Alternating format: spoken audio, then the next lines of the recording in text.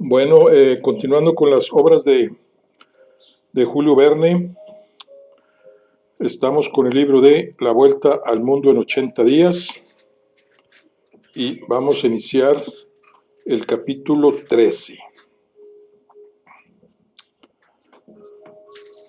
que dice, donde Passepartout comprueba una vez más que la fortuna sonríe a los audaces. El plan era arriesgado, lleno de dificultades, probablemente impracticable. El señor Fox comprometía su vida, o al menos su libertad, y con ello el éxito de su viaje, pero no vaciló. Contaba además con Sir Francisco Cromarty, un ayudante de carácter decidido. En lo que toca a Passepartout, estaba presto y se podía disponer de él. La idea de su amo lo exaltaba. Podía sentir que había un corazón y un alma bajo aquella coraza de hielo, y empezaba a tomarle cariño. Aún faltaba el guía.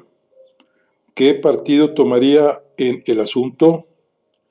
¿Acaso se inclinaría a favor de los indios? En caso de que no tomara partido, era necesario, cuando menos, asegurar su neutralidad. Sir Francisco Cromarty le planteó la cuestión con franqueza. Oficial, respondió el guía, soy Parsi, y esa mujer también es Parsi. Dispongan de mí. Muy bien, repuso el señor Fogg. Sin embargo, es necesario saber que no solo arriesgamos nuestra vida, sino que nos exponemos a sufrir horribles suplicios en caso de que nos atrapen. De modo que vayamos con cautela. Así será, respondió el señor Fox. Creo que debemos esperar a que caiga la noche para actuar. Estoy de acuerdo, respondió el guía. Este valiente indio expuso entonces algunos detalles acerca de la víctima. Se trataba de una mujer de célebre belleza, de raza Parsi, hija de ricos comerciantes de Bombay. Había recibido en dicha ciudad una educación absolutamente inglesa, de modo que, debido a sus modales y a su instrucción, hubiera podido pasar por europea. Se llamaba Aouda. Al quedar huérfana, la casaron, a pesar suyo, con ese viejo rajá de Bundelkunst. 3 meses después enviudó. Como sabía la suerte que le esperaba, escapó, pero la atraparon en su fuga, y los parientes del rajá, que tenían interés en su muerte, la condenaron a este suplicio, del cual era difícil que escapara. Las palabras del guía debieron afianzar la generosa resolución del señor Fox y de sus compañeros. Decidieron que el guía conduciría el elefante hacia la pagoda de Pillaji. Debían acercarse lo máximo posible. Media hora después se detuvieron entre la maleza, a 500 pasos de la pagoda, que no alcanzaba a percibirse. Sin embargo, los alaridos de los fanáticos se escuchaban con toda claridad. Discutieron entonces la manera de llegar hasta donde se encontraba la víctima. El guía apenas sí conocía la pagoda de Pillaji, donde afirmaba que la joven se encontraba cautiva. Tal vez podrían entrar a hurtadillas por una de las puertas, cuando toda la gente estuviera sumida en el sueño de la embriaguez. Tal vez tendrían que practicar un boquete en la pared. No podían decidirlo todavía, sino hasta que estuvieran en el momento y en el lugar. De lo que no había duda alguna era que el rapto debió verificarse aquella misma noche y no cuando condujeran a la víctima al suplicio, pues entonces ya ninguna intervención humana podría salvarla. El señor Fox y sus compañeros esperaron durante toda la noche, y tan pronto como la oscuridad se ciñó sobre ellos, hacia las 6 de la tarde, decidieron realizar un reconocimiento alrededor de la pagoda. Los últimos gritos de los faquires se iban extinguiendo. De acuerdo con la tradición, aquellos indios debían hallarse entregados a la pesada embriaguez del hank, infusión de opio mezclado con cáñamo. Tal vez sería posible deslizarse entre ellos hasta el templo. El Parsi se adelantó a través de la maleza para guiar al señor Fox y a Sir Francisco Cromarty y a Passepartout. Después de arrastrarse durante 10 minutos entre la tupida vegetación, llegaron a la orilla de un riachuelo y desde ahí alcanzaron a ver un montón de leña apiñada, iluminada por la luz de antorchas de hierro impregnadas de resina. Era la pira, hecha de precioso sándalo, regada ya con aceite perfumado.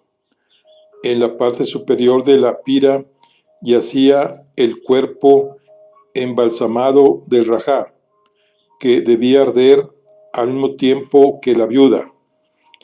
A 100 pasos de la pira se elevaba la pagoda, cuyos minaretes se perdían en la sombra, por encima de los árboles.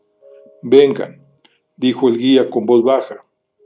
Redoblando las precauciones, se deslizó silenciosamente, seguido de sus compañeros por entre las hierbas crecidas.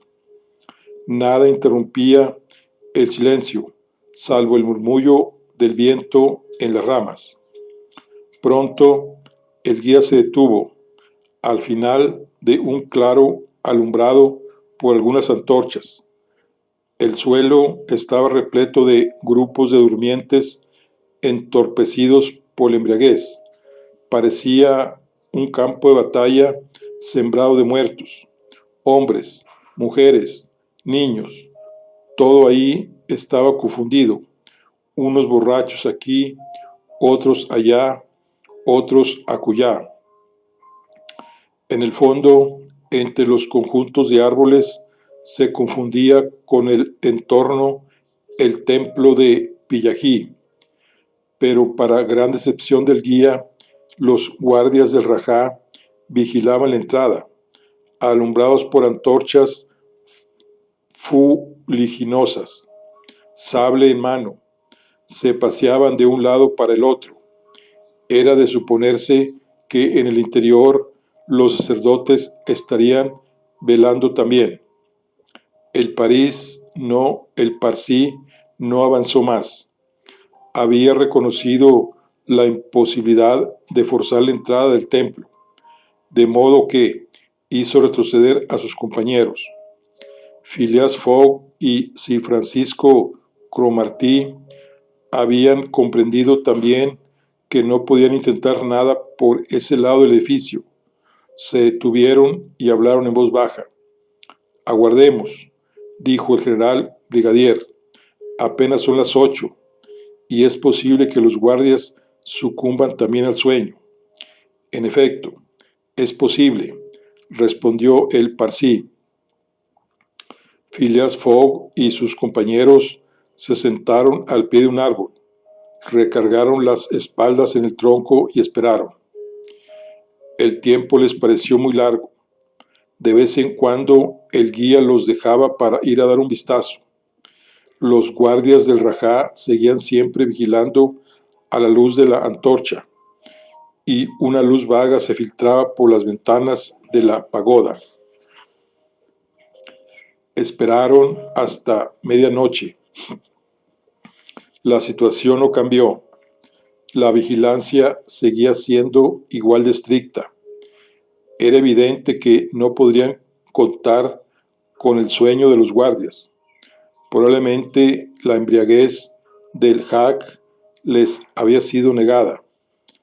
Era necesario, pues, emplear una estrategia distinta y entrar por una abertura practicada en las murallas de la pagoda. Faltaba, no obstante, saber si los sacerdotes vigilaban a su víctima desde el interior con tanto cuidado como los soldados a las puertas del templo. Después de otra conversación, el guía estuvo dispuesto a emprender la marcha. El señor Fox y Francisco y Passepartout lo siguieron y dieron una vuelta bastante larga a fin de alcanzar la pagoda por la parte de atrás. A las 12:30 de la noche llegaron al pie de los muros sin haberse encontrado con nadie. De ese lado no había vigilancia alguna, pero tampoco había puertas ni ventanas. La noche era muy oscura. La luna, entonces, en su último cuarto, desaparecía apenas del horizonte, repleto de nubarrones. Los árboles parecían ser aún más altos en la oscuridad, pero no era suficiente con llegar al pie de las murallas, sino que era preciso practicar un agujero en el muro. Para llevar a cabo esta operación, Phileas Fogg y sus compañeros no tenían otra cosa además que navajas. Por fortuna, las paredes del templo se componían de una mezcla de ladrillos y madera fácil de perforar. Una vez quitado el primer ladrillo, desmontarían los siguientes sin dificultad. Se empeñaron en esa tarea, procurando hacer el menor ruido posible. El Parsi de un lado y Passepartout del otro arrancaban los ladrillos, a fin de practicar una abertura de 2 pies de diámetro. Iban bien avanzados en su labor cuando escucharon un grito que provenía del interior dentro del templo, y de inmediato desde fuera le respondieron otros gritos. Passepartout y el guía interrumpieron su trabajo. Los habían sorprendido, habían dado la alerta. La más elemental prudencia les recomendaba que se alejaran, lo cual hicieron al mismo tiempo que Phileas Fogg y Sir Francisco Cromarty. De nuevo se ocultaron entre la espesura del bosque y esperaron a que la alarma, si la había, se disipara, dispuestos a continuar con la operación. Pero funesto contratiempo. Unos guardias aparecieron del otro lado de la pagoda y se quedaron apostados ahí, con lo que impedían cualquier acercamiento. Sería difícil describir la frustración de aquellos 4 hombres interrumpidos en su obra. Ahora que no podían llegar hasta la víctima, ¿cómo la salvarían? Si Francisco Cromarty se roía los puños de desesperación. Passepartout estaba fuera de sí, y el guía apenas podía contenerlo. El impasible Fox aguardaba sin expresar sus sentimientos. «¿No nos queda más alternativa que irnos?», preguntó el general brigadier en voz baja. «No hay más remedio», respondió el guía. «Esperen», dijo Fox, Me basta con llegar a Al-Jabad antes de mediodía. Pero, ¿para qué esperar?, respondió Sir Francisco Cromarty. Dentro de algunas horas será de día y la posibilidad que perdemos ahora puede volver a aparecer en el momento decisivo, dijo Fox. El general brigadier hubiera querido ser capaz de leer en los ojos de Phileas Fogg que pensaba aquel inglés frío y calmoso. ¿Acaso quería arrojarse sobre la joven en el momento del suplicio y arrebatarla descaradamente a sus verdugos? Hubiera sido una verdadera locura, y no podía decirse que aquel hombre estuviera loco hasta ese extremo. Sin embargo, Sir Francisco consintió en esperar hasta que se diera el desenlace de la terrible escena. El guía no permitió que sus compañeros permanecieran en el paraje donde se habían refugiado, sino que consideró prudente llevarlos al sitio que precedía a la plazoleta, donde dormían los indios. Ahí, abrigados por un grupo de árboles, nuestros viajeros podían observar lo que habría de suceder sin ser vistos. Entretanto, Passepartout, sentado sobre las primeras ramas de un árbol, rumiaba una idea que primero había cruzado por su mente como un relámpago y que acabó por incrustarse en su cerebro. Había comenzado por decirse: ¡qué locura! Y ahora repetía: ¿y por qué no? Es una oportunidad, y tal vez la única, y tratándose de semejantes brutos. En todo caso, Passepartout no formuló de otro modo lo que planeaba.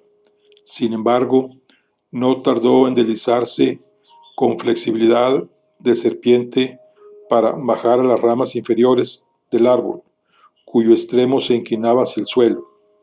Pasaban las horas. Pronto algunos matices menos sombríos anunciaban la llegada del día.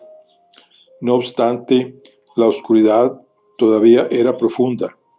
Aquel era el momento preciso. La multitud, adormecida, pareció resucitar poco a poco. Los grupos se animaron. Las percusiones del tantán comenzaron a sonar de nuevo, al igual que los cantos y los gritos. Había llegado la hora en que la desdichada víctima había de morir. En efecto, las puertas de la pagoda se abrieron. Una luz más viva escapó del interior. El señor Fox y Sir Francisco Cromarty alcanzaron a ver a la víctima vivamente alumbrada. Dos sacerdotes la arrastraban fuera. Les pareció incluso que la pobre mujer se había sacudido el entorpecimiento de la embriaguez, debido a un supremo instinto de conservación, e intentaba escapar de sus verdugos. El corazón de Sir Francisco Cromarty palpitó, y en un impulso asió de la mano a Phileas Fogg, con la que percibió en el acto que esta mano llevaba una navaja abierta. En ese momento la multitud comenzó a agitarse. La joven se hallaba completamente entorpecida por el humo de cáñamo. Pasó por entre los faquires que la escoltaban con sus vociferaciones religiosas. Phileas Fogg y sus compañeros lo siguieron, mezclándose entre las últimas filas de la multitud. 2 minutos después llegaron al borde del río y se detuvieron a menos de 50 pasos de la hoguera, sobre la cual estaba el cuerpo del Rajá. Entre la semioscuridad vieron a la víctima absolutamente inerte, tendida junto al cadáver de su esposo. Después acercaron una tea y de inmediato se inflamó la leña impregnada de aceite. Sir Francisco y el guía retuvieron a Phileas Fogg, quien en un momento de generosa demencia quiso arrojarse sobre la hoguera, pero Phileas Fogg apenas los había hecho a un lado cuando la escena cambió de repente. Un grito de terror se elevó entre la multitud. Toda aquella muchedumbre se arrojó a tierra, amedrentada.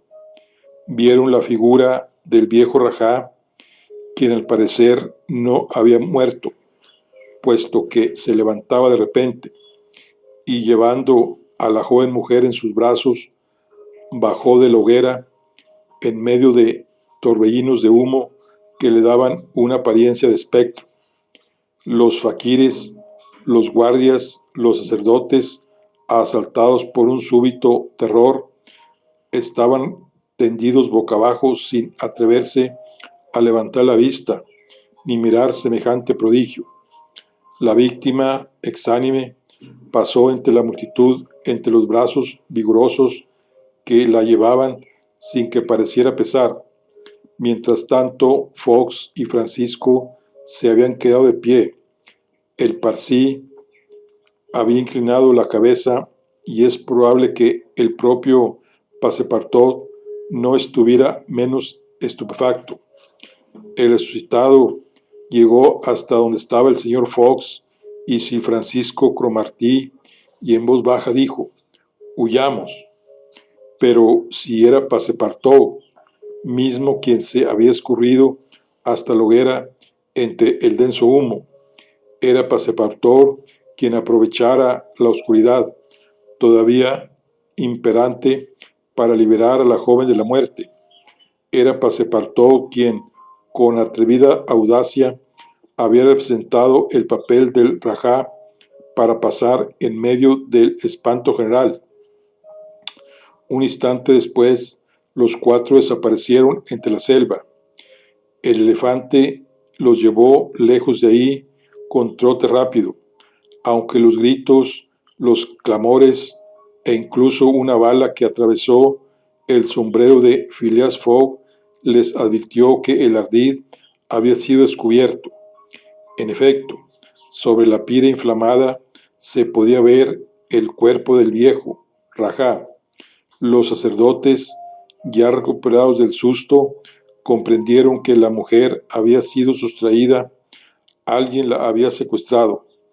Al momento se precipitaron hacia el bosque. Los guardias los persiguieron, les dispararon, pero los secuestradores huían rápidamente y en pocos segundos se encontraron fuera del alcance de las balas y de las flechas.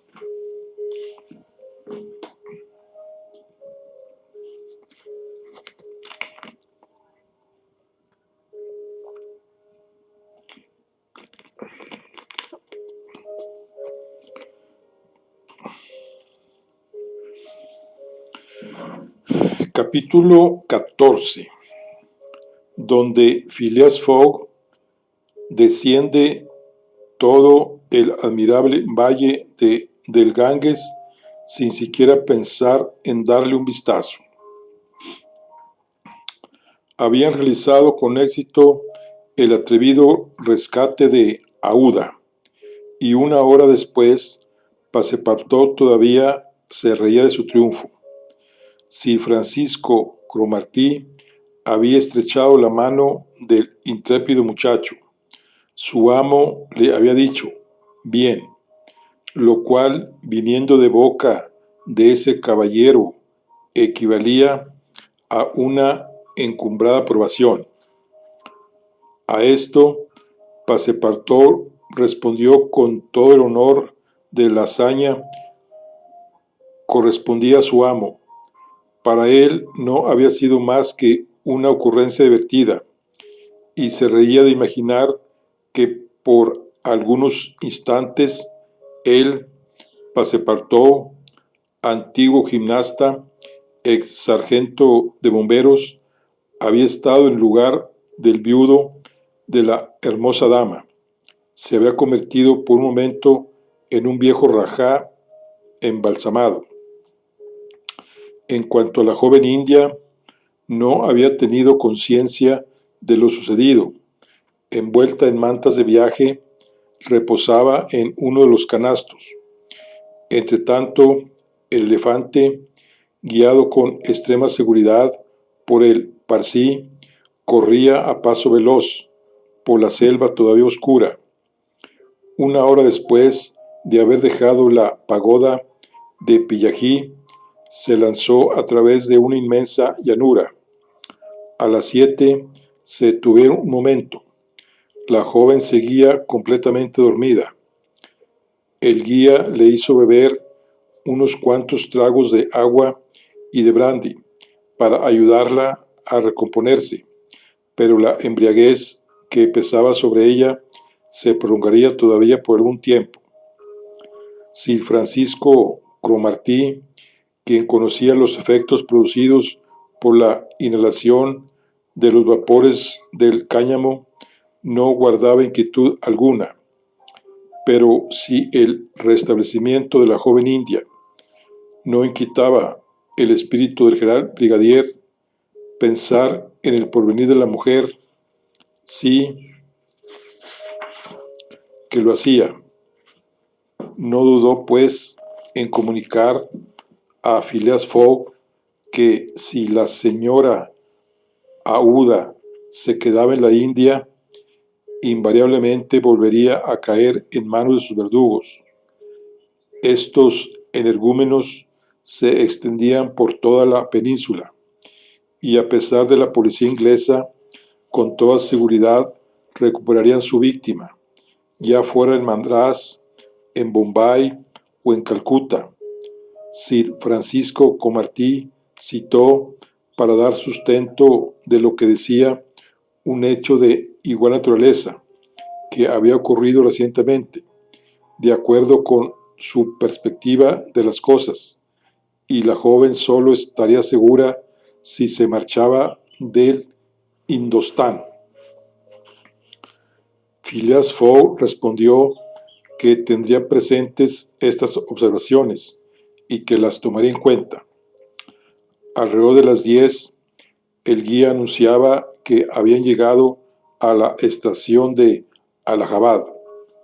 Ahí arrancaban de nuevo las vías del ferrocarril, cuyos trenes recorren en menos de un día y una noche la distancia que separa a Allahabad de Calcuta.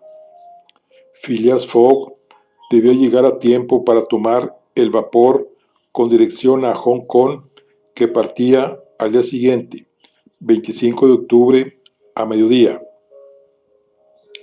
Depositaron a la joven en una de las recámaras de la estación. Passepartout se hizo cargo de adquirir para ella algunos objetos de higiene: vestido, chal, abrigo, lo que encontrara. Su amo le había abierto crédito ilimitado. Passepartout acudió de inmediato y recorrió las calles de la población. Allahabad es la ciudad de Dios, una de las más veneradas de la India. La razón de ello es que se encuentra construida sobre la confluencia de los dos ríos sagrados, el Ganges y el Jumna, cuyas aguas atraen a los peregrinos de toda la península.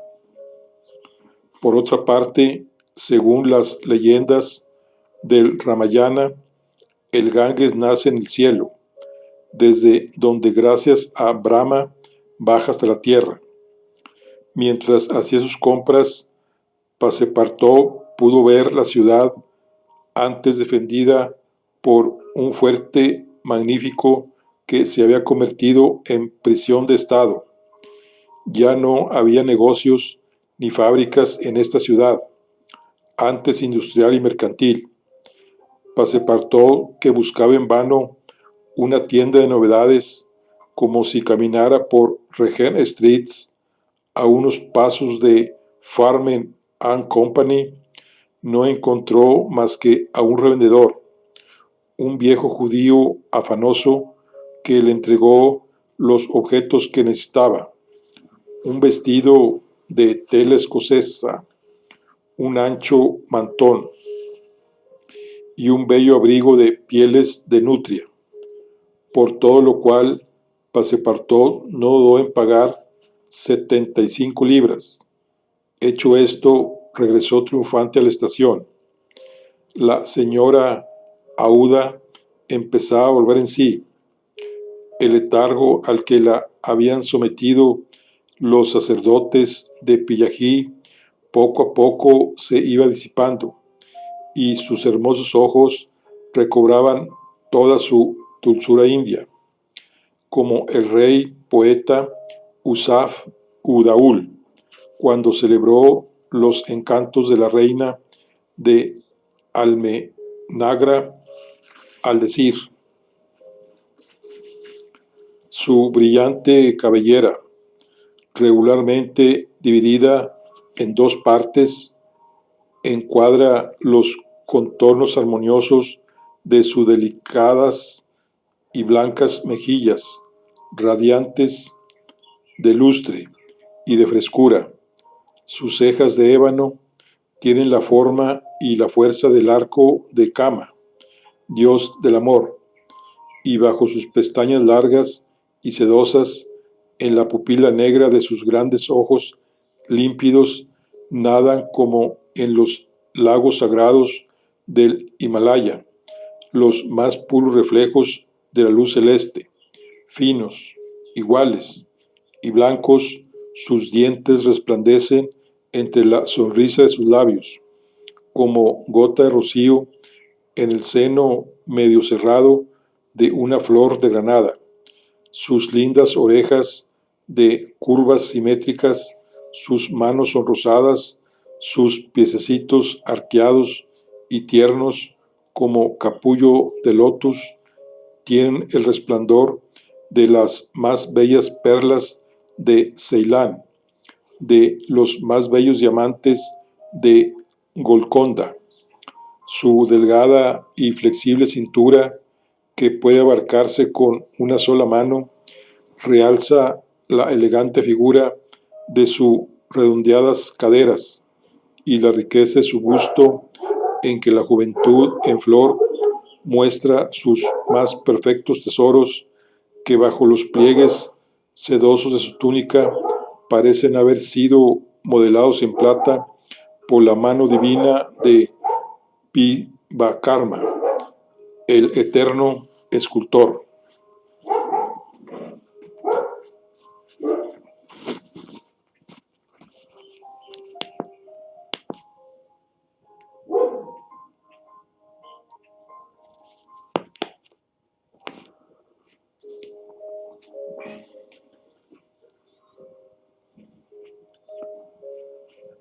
Pero sin toda esa amplificación poética, basta decir que Aouda, la viuda del Rajá de Bundelkund, era una mujer encantadora en toda la aceptación europea de la palabra. Hablaba inglés con gran pureza, y el guía no había exagerado al afirmar que esa joven parsi había sido transformada por la educación. El tren estaba por dejar la estación de Allahabad. El parsi esperaba.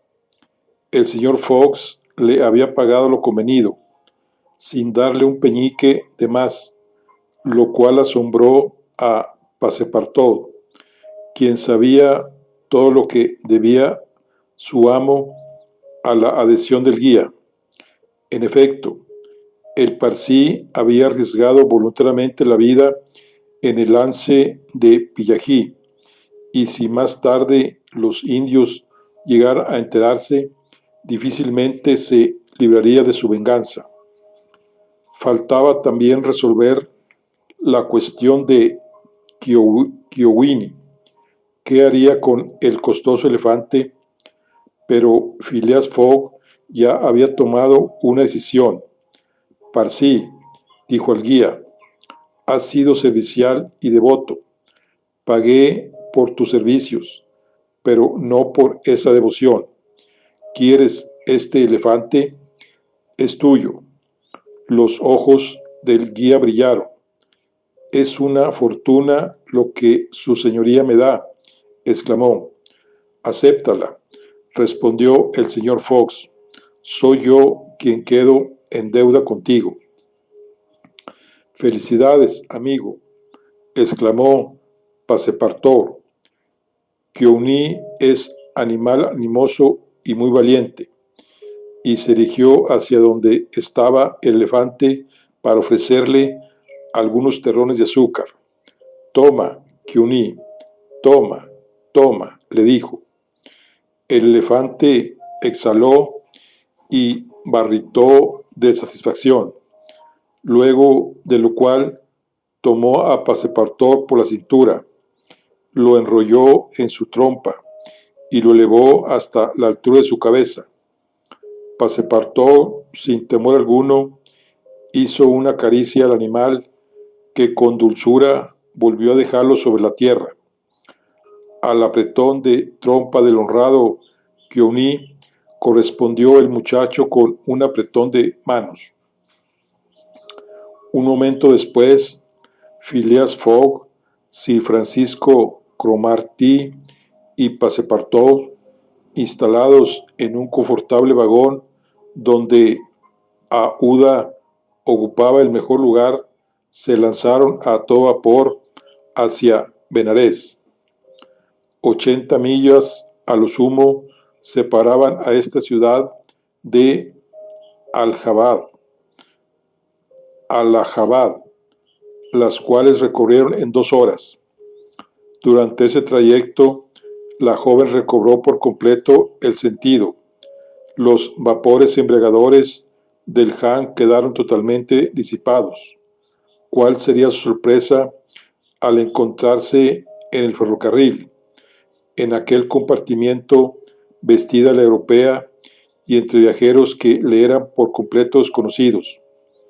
Para comenzar, sus compañeros le prodigaron toda clase de cuidados y trataron de reanimarla con algunas gotas de licor. Después, el general brigadier le contó la historia de lo ocurrido. Insistió sobre la determinación de Phileas Fogg, quien no vacilara en comprometer su vida para salvarla, y refirió el desenlace de la aventura debida a la audaz imaginación de Passepartout. El señor Fox dejó que su compañero hablara, sin agregar una sola palabra. Passepartout, avergonzado, repetía: no es nada, no ha sido para tanto. La señora Aouda agradeció a sus salvadores con efusión, más que con palabras, con lágrimas. Sus bellos ojos, más que sus labios, fueron los intérpretes de su gratitud. Después, su pensamiento la condujo a rememorar las escenas del Sutí. Su mirada volvió a esa tierra donde tantos peligros la amenazaban, y la acometió un estremecimiento de terror. Phileas Fogg comprendió lo que pasaba por la mente de la señora Aouda, y para su tranquilidad le ofreció fríamente conducirla a Hong Kong, donde viviría hasta que el asunto se olvidara. Aouda aceptó el ofrecimiento con enorme gratitud. Precisamente en Hong Kong residía uno de sus parientes, Parsi como ella. Se trataba de uno de los principales comerciantes de esa ciudad, que, dicho sea de paso, es completamente inglesa, aun cuando se encuentra en la costa china. A las 12:30, el tren se detuvo en la estación de Benarés. Las leyendas brahmánicas aseguran que esta ciudad ocupa el emplazamiento de la antigua Casi, que se encontraba suspendida en el espacio entre el cenit y el nadir, como la tumba de Mahoma. Sin embargo, en la época actual, más realista, Benarés, la Atenas de la India, según los orientalistas, descansaba prosaicamente sobre el suelo, y Passepartout pudo entrever por un momento sus casas de ladrillo y sus chozas de carrizos que le dan un aspecto absolutamente desairado, sin color local. Era ahí donde San Francisco Cromarty debía quedarse. Las tropas con las cuales se reuniría estaban acampadas algunas millas al norte.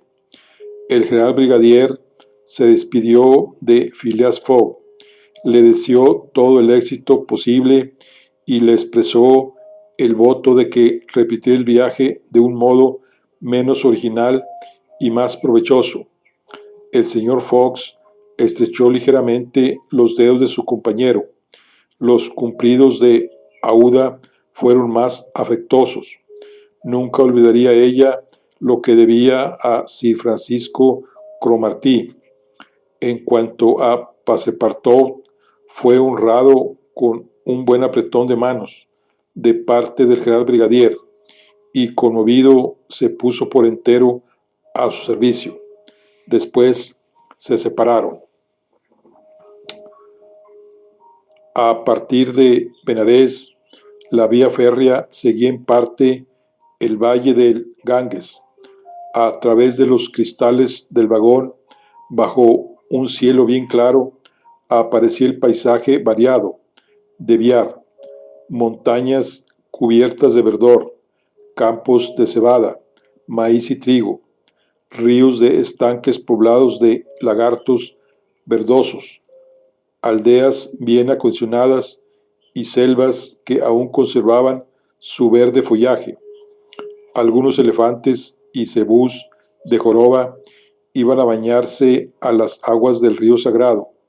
También, a pesar de lo avanzado de la estación y de la temperatura ya fría, podían verse cuadrillas de indios de ambos sexos, que cumplían piadosamente sus santas abluciones. Estos fieles enemigos encarnizados del budismo son sectarios fervientes de la religión brahmánica, que encarna en tres personalidades sagradas: Vishnu, la divinidad solar; Shiva, la personificación divina de las fuerzas naturales; y Brahma, el jefe supremo de los sacerdotes y legisladores.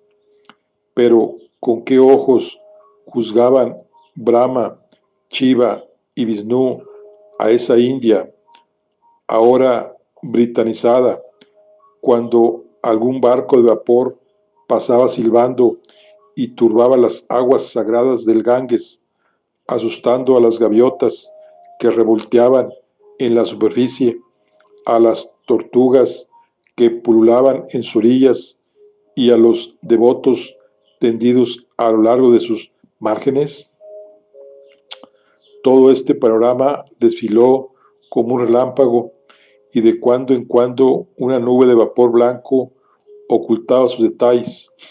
Los viajeros apenas alcanzaron a entrever el fuerte de Chunar, 20 millas al sureste de Benarés, antigua fortaleza de los Rajás de Bihar, en Ghazipur, y sus importantes fábricas de agua de rosa; el sepulcro de Lord Cornwallis, que se eleva sobre la orilla izquierda del Ganges; la ciudad fortificada de Buxan, Puna, gran población industrial y mercantil, donde existe el principal mercado del opio de la India; Munger, una ciudad más que europea, inglesa como Manchester o Birmingham, nombradas por sus fundiciones de hierro y sus fábricas de armas blancas, y cuyas altas chimeneas parecían tiznar con su humo negro el cielo de Brahma, verdadera mancha en el país de los sueños. Después llegó la noche, y el tren pasó a toda velocidad entre rugidos de tigres, osos y lobos que huían de la locomotora, y no pudieron ver ya nada de las maravillas de Bengala, ni Golconda, ni las ruinas de Gor, ni Moenshedabad, que antes fue capital, ni Burgans, ni Houghli, ni Chandemagor, ese punto francés del territorio indio donde Passepartout hubiera engreído al ver ondear la bandera de su patria. Por último, a las 7 de la mañana llegaron a Calcuta. El vapor que salía para Hong Kong no levaba el ancla sino hasta mediodía. De acuerdo con su itinerario, debía llegar a la capital de las Indias el 25 de octubre, 23 días después de haber salido de Londres, y llegaba el día fijado. No tenía pues ni adelanto ni atraso.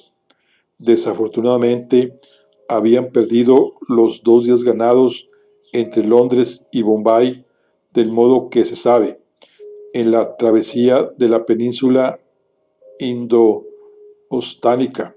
Sin embargo, he de suponer que Phileas Fogg no lo lamentaba.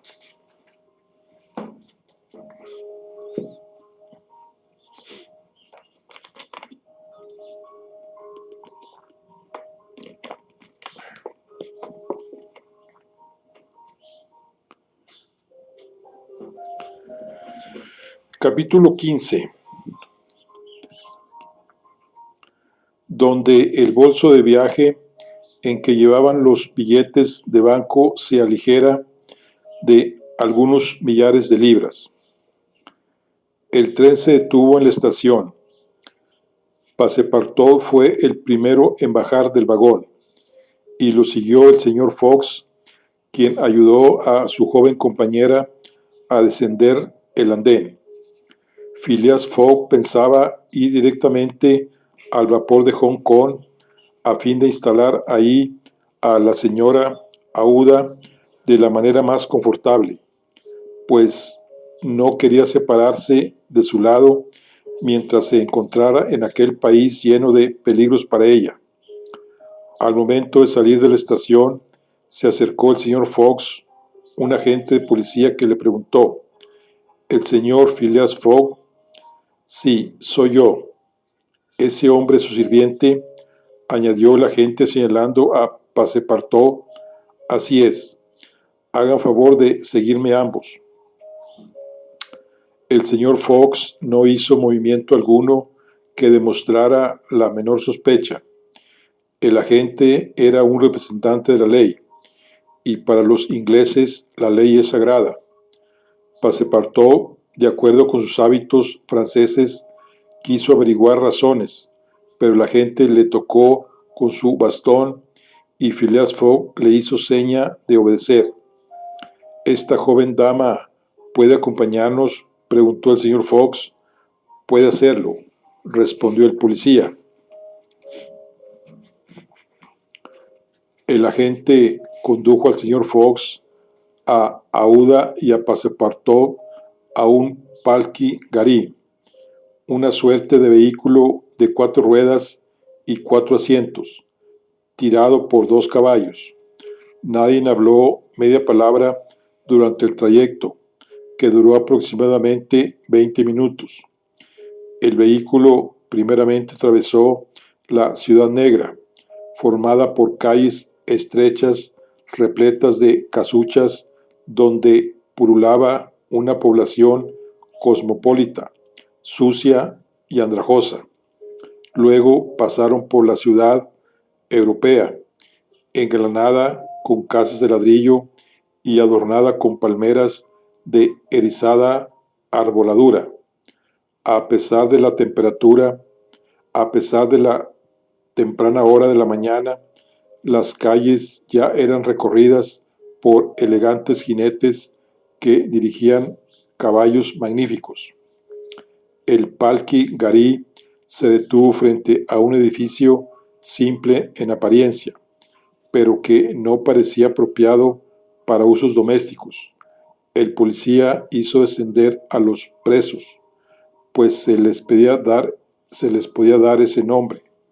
Los condujo a un aposento cuyas ventanas estaban enrejadas y les dijo: a las 8:30 comparecerán ante el juez Obadiah, Obadiah. Luego de lo cual se retiró y cerró la puerta.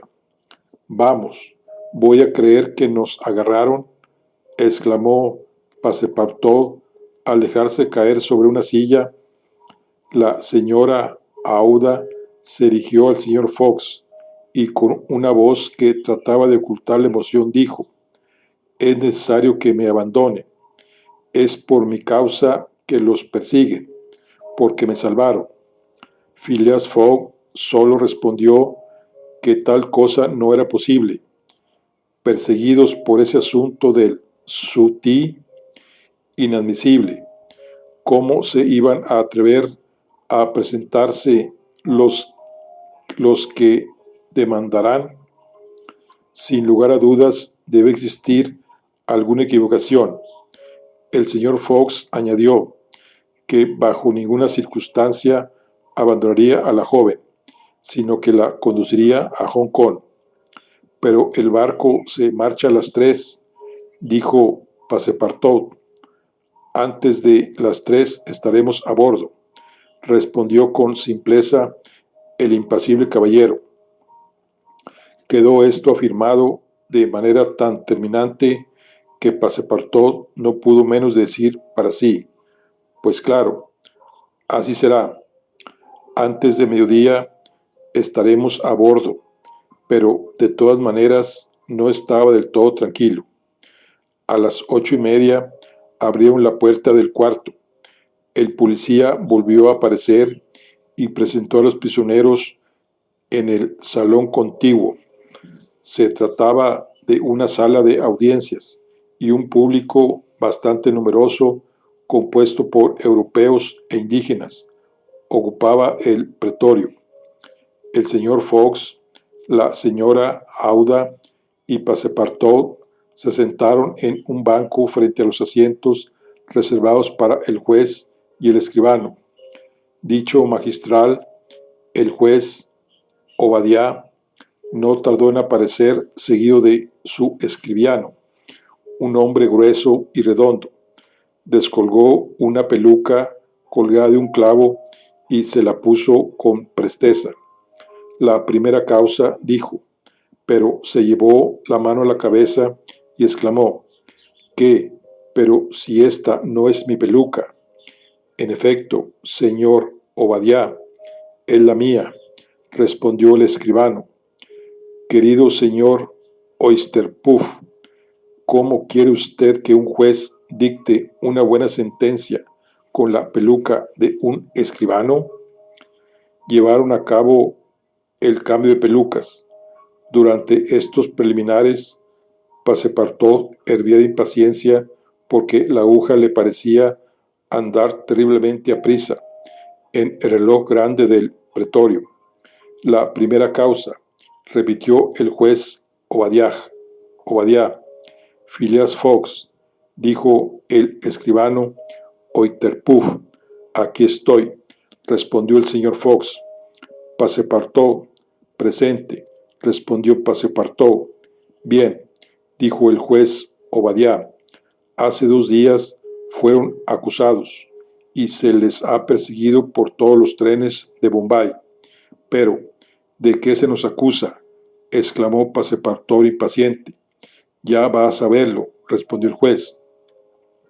Caballero, dijo entonces el señor Fox, soy ciudadano inglés y tengo derecho. ¿Acaso han sido violentados sus derechos?, preguntó el señor Obadiah. De ningún modo. Bien, entonces haga entrar a los querellantes. Por orden del juez, abrieron una puerta y 3 sacerdotes indios entraron conducidos por un alguacil. Ya lo decía yo, dijo Passepartout, esos son los malhechores que querían quemar a esta joven señora.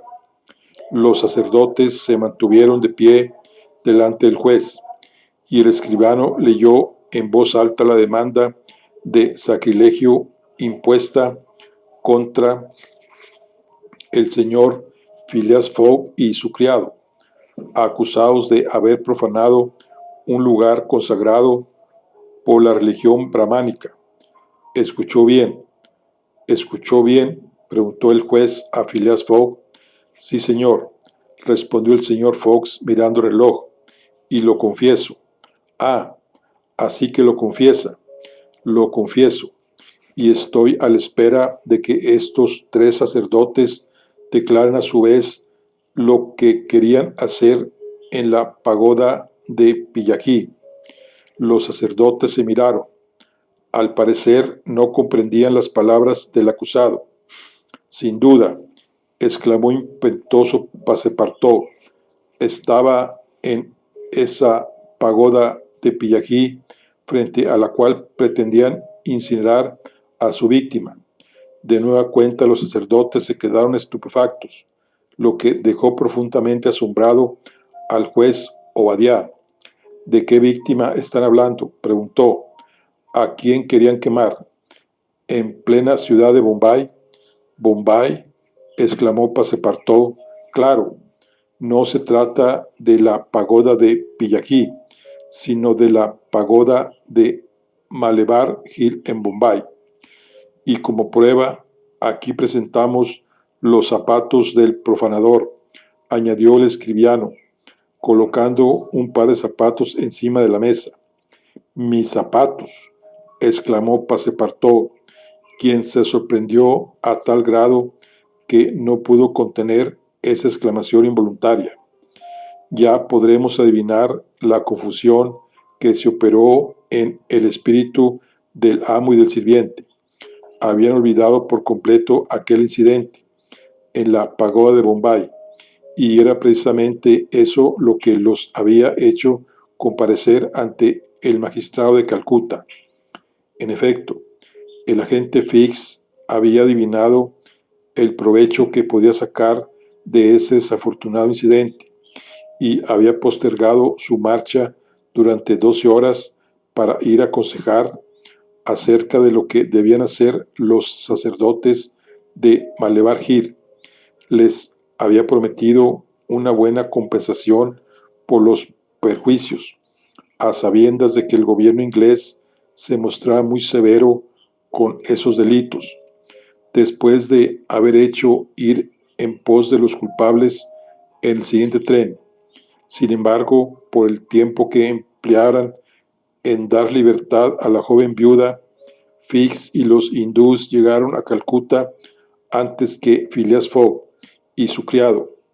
Los magistrados habían sido advertidos por mensajes telegráficos para que los aprendieran al bajar del tren. Juzguen usted cuál sería la frustración de Fix cuando supo que Phileas Fogg no había llegado a la capital del Indostán. Debió creer que el presunto ladrón se había quedado en una de las estaciones de las provincias septentrionales para refugiarse ahí. Durante las 24 horas que transcurrieron, Fix estuvo al acecho en la estación, entregado a mortales inquietudes. ¿Cuál sería, por lo tanto, su regocijo al ver aquella misma mañana que el señor Fox descendía del vagón en compañía, es cierto, de una joven cuya presencia no podía explicar? En el acto envió contra él un agente de policía, y de esa manera Fox, Passepartout y la viuda del Rajá de Bundelskund fueron conducidos ante el juez Obadiah. Si Passepartout no hubiera estado tan preocupado, hubiera visto en un rincón del pretorio al detective que presenciaba el juicio con un interés fácil de comprender, ya que tanto en Calcuta como en Bombay y en Suez no contaba todavía con la orden de arresto. Entretanto, el juez Obadiah había tomado acta de la confesión que se le había escapado a Passepartout, quien hubiera dado todo lo que poseía por retirar sus imprudentes palabras. ¿Confiesa usted los hechos?, preguntó el juez. Confesamos, respondió el señor Fox. En vista, repuso el juez, de que la ley inglesa protege de forma igualitaria y rigurosa todas las religiones de las poblaciones indias, estando el delito confesado por el señor Passepartout, convencido de haber profanado con sacrilegio pie el pavimento de la pagoda de Malvar Hill en Bombay el día 20 de octubre, se condena al susodicho Passepartout a 15 días de prisión y una multa de 300 libras. ¿300 libras?, exclamó Passepartout, quien solo se manifestó impresionado por la multa. Silencio, le hizo callar el alguacil. Y considerando, añadió el juez Obadiah, que no está materialmente probado que haya dejado de haber convivencia entre el sirviente y el amo, y que en todo caso éste es responsable de los hechos y gestiones de quienes tiene a su servicio, condeno al señor Phileas Fogg a 8 días de prisión y 150 libras de multa. Greffier haga pasar a la siguiente causa. Fix, desde su rincón, experimentaba una satisfacción indecible. Phileas Fogg permanecería 8 días detenido en Calcuta, y eso era más de lo que necesitaba para dar tiempo a que llegara la orden. Passepartout estaba aturdido. La sentencia arruinaría a su amo, una apuesta de 20,000 libras perdidas, y todo por haber sentido curiosidad por entrar en aquella maldita pagoda. Phileas Fogg, tan dueño de sí como si la sentencia no lo hubiera alcanzado, ni siquiera había fruncido el ceño.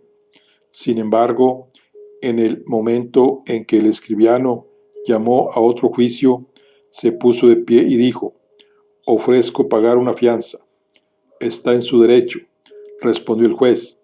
Fix sintió correr un escalofrío por la espalda, pero recobró su tranquilidad cuando oyó que el juez, atendida la cualidad de extranjero de Phileas Fogg y de su sirviente, fijaba la fianza para cada uno de ellos en la suma elevada de 1,000 libras. Serían 2,000 libras más de gasto para el señor Fox si no cumplía la condena. «La pago», exclamó el caballero, y retiró del saco que llevaba Passepartout un paquete de billetes de banco que dejó sobre la mesa del escribano. «Esta suma le será devuelta al salir de la cárcel», dijo el juez. «Entre tanto, están libres». «Vamos», dijo Phileas Fogg a Passepartout. «Pero que al menos que me devuelvan mis zapatos», exclamó Passepartout con un gesto de rabia. Le devolvieron sus zapatos. «Bien caro que costaron», dijo entre dientes. «Más de 1,000 libras cada uno, y sin contar con que me lastiman». Passepartout siguió con actitud compungida al señor Fox, quien había ofrecido su brazo a la joven. Fix todavía esperaba que el ladrón no se decidiera a perder la suma de 2,000 libras y que cumplieran sus 8 días de cárcel, de manera que se fue tras de él. Aouda, Passepartout y el señor Fox subieron a un coche enseguida, y Fix se vio obligado a correr detrás del coche, que se detuvo en uno de los muelles. A media milla del puerto, el Rangoon estaba aparejado con su pabellón de marcha, izado sobre el mástil. Daban las 11 de la mañana, con lo que el señor Fox llegaba una hora temprano. Fix lo vio bajar del coche y entrar en un bote con Aouda y su criado. El detective azotó el pie en el suelo. Desvergonzado, exclamó. Se escapa. 2000 libras sacrificadas. Prodigio como un ladrón. Ah, lo seguiré hasta el fin del mundo, si es necesario, aunque al paso que va, todo el dinero robado habrá desaparecido. El inspector de policía tenía sus razones para hacer esa reflexión. En efecto, desde que saliera de Londres, entre gastos de viaje, primas, compras de elefantes, finanzas y multas, Phileas Fogg había sembrado por el camino más de 5000 libras, y el porcentaje que, según sus suposiciones, se le concedía sobre lo recuperado iba haciéndose cada vez menor.